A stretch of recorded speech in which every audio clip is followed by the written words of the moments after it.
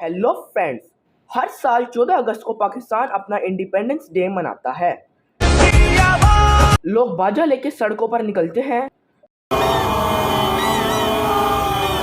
और आज़ादी का जश्न मनाते हैं। पर गाइस, इस आज़ादी के जश्न के पीछे कुछ ऐसी स्टोरीज है, कुछ ऐसे सीक्रेट्स है जो आप लोगों को नहीं पता। तो आज की इस वाली वीडियो में हम यही सब कुछ डिस्कस करेंगे। तो चलिए शुरू करते हैं। और गाइस, जो आखिरी वाला सीक्रेट है वो दिमाग हिला देने वाला सीक्रेट, तो वीडियो को एंड तक देखिएगा। गाइस, जैसा कि हम सब लोगों को पता है कि पाकिस्तान 14 अगस्त 1947 को आज़ाद हुआ, पर अगर मैं ये कहूँ ये एग्जैक्ट डेट नहीं है, क्योंकि पाकिस्तान असल में 15 अगस्त को आज़ाद हुआ। जो फाइनल एग्रीमेंट साइन हुआ था वो 15 अगस्त 1947 को हुआ था, पर उससे एक दिन पहले ही पाकिस्तानियों ने अपनी सेरेमनी वगैरह सेलिब्रेट कर ली थी, तो इसलिए ऑफिशियली पाकिस्तान 15 अगस्त को आज़ाद हुआ। गाइस, ये था सीक्रेट नंबर 1। अब सीक्रेट नंबर 2 की तरफ। और गाइस, 14 अगस्त की रात थी 27 रमजानुल मुबारक की रात। गाइस, ये one of the holiest night in Islam है, जिसको अक्सर स्कॉलर्स लैलतुल क़द्र भी कहते हैं। और गाइस, काफ़ी ज़्यादा लोग मानते हैं कि पाकिस्तान पर जो जितनी भी ब्लेसिंग्स आती है वो मोस्टली इस बरकती रात की वजह से आती है। तो गाइस, अब चलते हैं अपने तीसरे सीक्रेट की तरफ। जब 14 अगस्त 1947 को पाकिस्तान आज़ाद हुआ तो पाकिस्तान का कोई कौमी तराना नहीं था उस time. Pakistan don't have any national anthem at time of independence. Ahmed G Chagla, जो कि बड़े पुराने सिंगर रहे थे, उन्होंने कोई लोकल सा एंथम बजाया था जिस टाइम पाकिस्तान आज़ाद हुआ था। तो गाइस, ये था तीसरा सीक्रेट। अब चलते हैं अपने चौथे सीक्रेट की तरफ। पाकिस्तान का झंडा जिसमें हमें चांद और सितारा देखने को मिलता है, गाइस, वो फ्लैग असल में पाकिस्तान के आज़ाद होने के बाद मिला। अब आप लोग भी सोच रहे होंगे ये कैसे। गाइस, कुछ प्रिंटिंग डिलेस की वजह से वो हमें लेट मिला, वरना उसको डिज़ाइन तो पहले ही कर लिया गया था। गाइस, अब चलते हैं सीक्रेट नंबर 5, एक बम्बैस्टिक सीक्रेट की तरफ।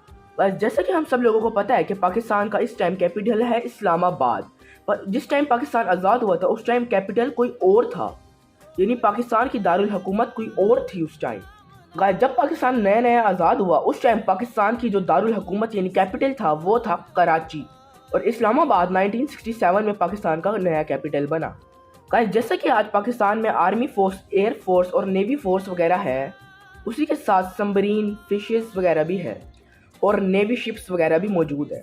But at the time of independence Pakistan के पास सिर्फ एक शिप थी, एक नेवी शिप थी, कोई नहीं, सिर्फ एक। गाइस, ये भी बड़ा माइंड ब्लोइंग सीक्रेट था।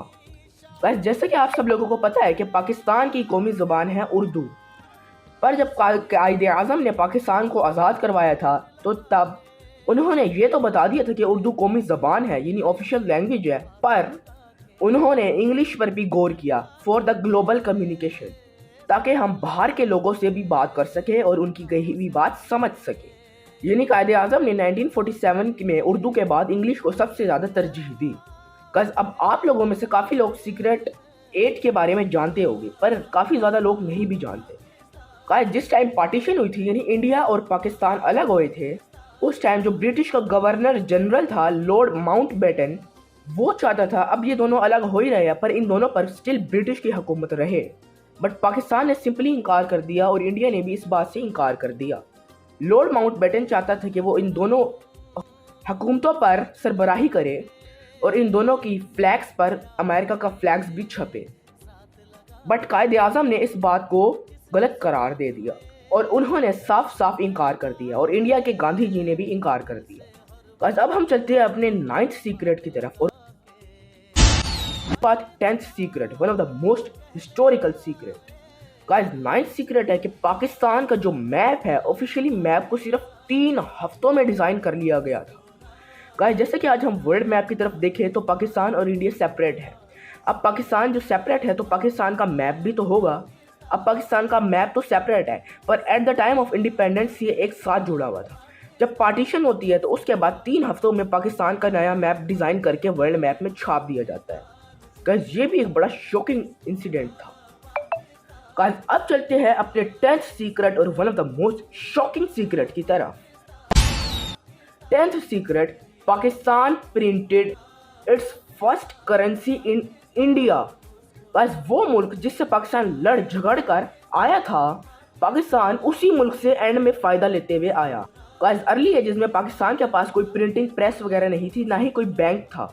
तो अब पाकिस्तानियों को कोई ना कोई करेंसी तो चाहिए थी चीज़ें ख़रीदने के लिए। तो फिर कायदे आज़म ने उस टाइम मुतारिफ़ करवाई करेंसी, जिसको हम रुपीस के नाम से जानते हैं, PKR। और मज़े की बात यह है कि वो करेंसी वो इंडिया के प्रिंटर से प्रिंट होकर कायदे आज़म पाकिस्तान लाए और फिर कायदे आज़म ने वो मुतारिफ़ करवाई। और 1948 में जब स्टेट बैंक बना, उस टाइम उसको प्रॉपर स्टैम्प के तौर पर काम किया गया, यानी उसको प्रॉपर करेंसी मान ली गई। यानी एक ऐसा मुल्क जो अपने दुश्मन मुल्क से ही फ़ायदा लेकर आया और उनसे लड़ झगड़ कर भी आया। यानी कि जो पाकिस्तान की पहली करेंसी थी वो इंडिया में ही प्रिंट हुई, इंडिया के ही प्रिंटर्स से, और उसके बाद वो ओवर प्रिंटेड हुई by the government of Pakistan 1948 by the state bank of Pakistan. तो गाइस आज की वीडियो में इतना ही काफ़ी। अगर आपको 10th शॉकिंग सीक्रेट्स की अच्छे से समझ आई है, वीडियो को लाइक कीजिएगा और चैनल को भी सब्सक्राइब कीजिएगा और बेल आइकन भी ऑन कर दीजिएगा, ताकि कोई भी नई वीडियो आए हिस्ट्री से रिलेटेड, मिस्ट्री से रिलेटेड या फिर फैक्ट्स एंड फिगर्स से रिलेटेड, तो आपको उसका नोटिफिकेशन आ जाए। तो मिलते हैं अपनी नेक्स्ट वीडियो में, तब तक के लिए अपना ख्याल रखिएगा। Take care, good bye.